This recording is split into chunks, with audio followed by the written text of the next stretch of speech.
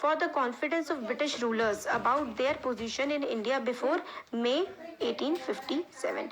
तो जो कॉन्फिडेंस था ब्रिटिश रूलर्स को इंडिया में कि भाई हम तो राज करते रहेंगे 1857 से पहले, वो कैसे बना था और उसके रीजन क्या थे।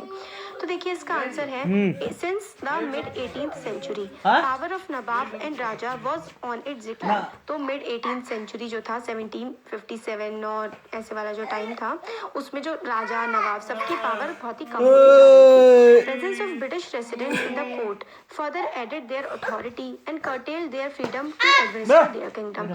अब जो है ब्रिटिश रेजिडेंट ब्रिटेन के कुछ लोग रहा करते थे इन राजा महाराजा के किंगडम में, और उनकी अथॉरिटी को, मतलब राजा महाराजा कैसे डिसीजन ले रहे हैं, हर चीज़ में वो लोग दखल अंदाजी करते थे, और इससे राजा महाराजा की पोजीशन और भी ज़्यादा कमज़ोर हुए जा रही थी।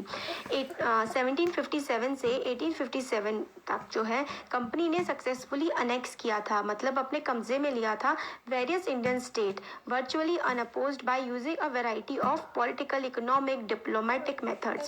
It really had to use military power. और इसने ना 100 साल में बहुत सारे इलाकों को, बहुत सारे राज्यों को अपने कब्जे में ले लिया था। इकोनॉमिक पावर, कभी पैसा दे करके, कभी ऐसे ही मतलब ना इधर की उधर कर करके, एक राजा के साथ संधि करके दूसरे पे अटैक कर दिया, फिर जब दूसरा राजा कमज़ोर हो गया जिसके साथ संधि की थी उसी पे अटैक कर दिया। तो मिलिट्री पावर तो बहुत ही कम इन्हें इस्तेमाल करनी पड़ी, और ऐसे ही ये लोग बेवकूफ़ बना करके जो है राजाओं को मारे जा रहे थे और उनके राज्य को हट पे जा रहे थे।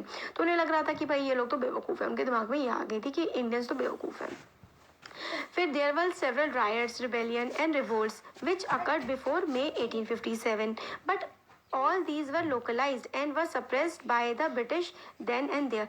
1857 से पहले छोटे मोटे रिवोल्ट होते थे, आंदोलन बहुत ही लोकल स्केल पे, तो उनको आराम से ये लोग सप्रेस करते थे। तो उन्हें लगता था कि हम तो इन्हें हरा ही देंगे, इंडियंस पे कोई दम है ही नहीं।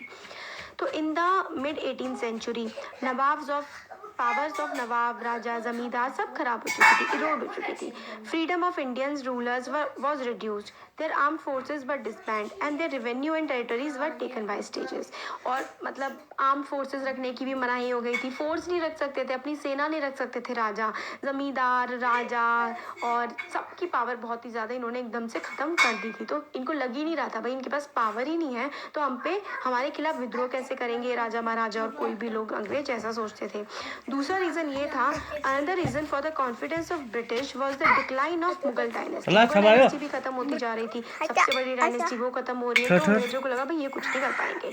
तो company through various measures ensured that dynasty came to an end, और उन्होंने ये भी इंश्योर किया कि डायनेस्टी खत्म हो जाए। Name of Mughal king was removed from the coins minted by the company. अब कॉइन्स पे पहले मुगल जो शासक थे उनके नाम वगैरह हुए करते थे, उनको भी हटा दिया गया।